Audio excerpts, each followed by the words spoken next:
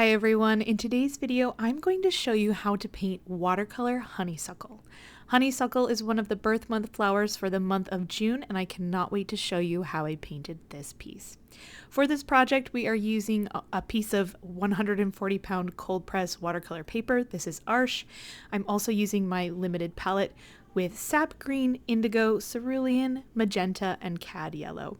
I will also be using my size 4 round brush from Princeton for this entire piece. Okay, let's get started. So first we are going to be mixing up our cad yellow and our magenta to make a really nice light yellow orange. If you look at pictures of honeysuckles, there are so many different varieties, but the variety in my front yard is the one we're going to paint today. It's a beautiful bright orange, and it starts by having a top. I think of it as like a top crown and a bottom crown. I keep the center a little bit open, and then I paint a simple trumpet coming off of those two top bumps and bottom bumps. There's also a lot of buds on honeysuckles, and they're just a very easy swipe with the size 4 round brush, really creates the shape itself. Then I dip into the magenta, creating a deeper orange color to create another honeysuckle that's open. Again, top crown, bottom crown. You can even think of it as like an M shape. Leaving the center open, you can add a lot of different variety by adding more magenta, more yellow, and then don't forget the little trumpet that comes off the bottom where it's connecting down to the stem. And I also like to add more magenta, heavier pigments, all of that while it's still wet. So you see me do that in the lighter orange. I add that deeper magenta color into the first honeysuckle I painted and some of the buds. I'm also painting a lot more buds. You can make them thin, you can make them thick. It's kind of a fun way to add variety and height and interest as these little buds poke out. Now I'm creating another honeysuckle to the right, and I flicked paint right on top of my paper. Just a quick swipe with my finger can take that off real quick. Keeping some of them more simple, some more open and forward facing. For example, this one I thought it would be fun to maybe have more open to the viewer and not seeing the side, that trumpet. And so there's a lot of ways you can create this loose effect with the honeysuckle. This is obviously a much more loose and free flowing painting, and you'll see that when we start to add the green. So when we painted the rose the other day, we had this green already on our palette. This is a sap green indigo mixture, and to lighten it up, I added some cad yellow to get this perfect bright green color. A lot of my honeysuckles are still wet, but I am attaching this green stem while they are still wet, and I love the slight bleed that it gives me as it's going from this green stem into the honeysuckle. I think that looks really natural, and I love that part about watercolor. So I'm kind of tapping those in, leaving a good amount of white space here and there. I don't have to fill every gap, but we're just connecting everything at this point. I think of it as blocking in colors.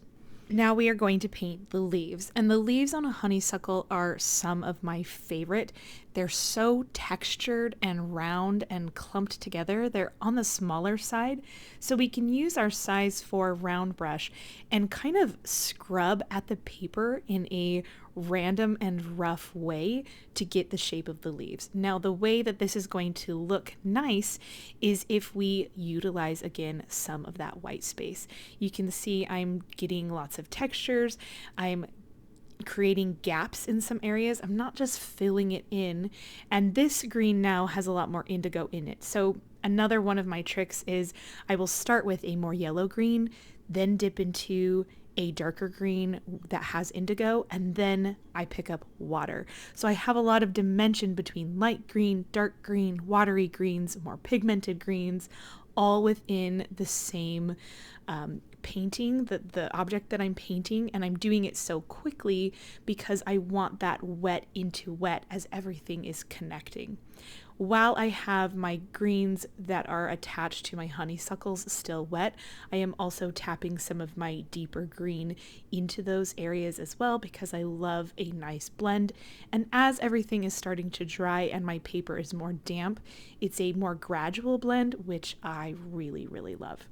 So you can see we're getting a lot of really great texture on our leaves, and I thought we need to kind of finish off this idea with some smaller leaves that play into this same texture. So we're scrubbing just smaller shapes with more of the tip of our brush, then using the tip of our brush or the other end of our brush, the hard end of our brush, to create some small stems as they are all connecting to each other.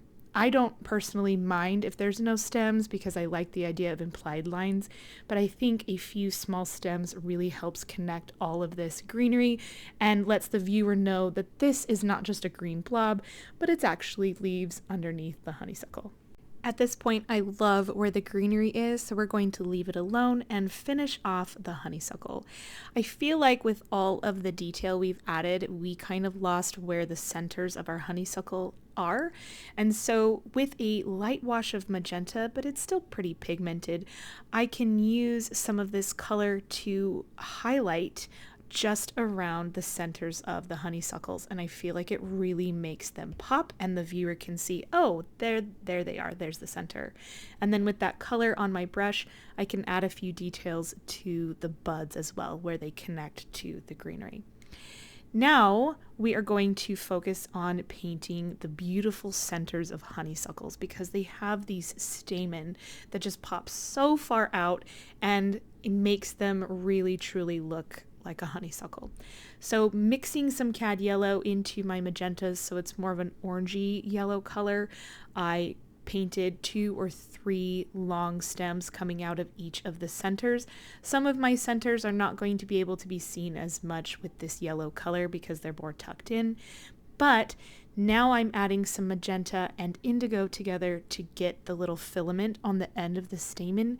It's kind of a rectangle shape that is angled downward. And this, even if we can't see the yellow stamen coming out of the center, as long as we have this filament and we do maybe 2 or 3 for each one, then we can see it and it will pop and it will look like the honeysuckle. So you can start to see that color and how it really transforms the honeysuckle. Now, honeysuckle also have a really long stamen that comes out toward the top, and it's a darker color. So again, using that magenta indigo combination, very carefully, I'm going to put a tiny little, as thin as I can get, line with my size 4 round brush. I'm using just the very tip, and I'm going to see where I can create it with some of these. Some of my honeysuckles, you're not going to be able to see it as much, which is fine with me. Definitely the one on the left and the right here, I want to emphasize mostly so that we can see it somewhere in the painting, and then I just do a tiny little filament at the end of it as well. Mixing some more magenta into that deeper color, I wanted to create a little bit of shadow around some of these areas to define where some of those openings to the honeysuckle were, you know, that top crown, bottom crown area versus that trumpety part that's coming down into the stem. So we can use some shadow color to help define some of those areas more. Now this is part of a series where I'm doing the monthly birth flowers, so I am writing honeysuckle and June, but there is never a wrong time to paint honeysuckle. It is such a beautiful flower. I hope you enjoyed this painting process. Please let me know if you have any questions below, and I will see you all next time. Bye guys.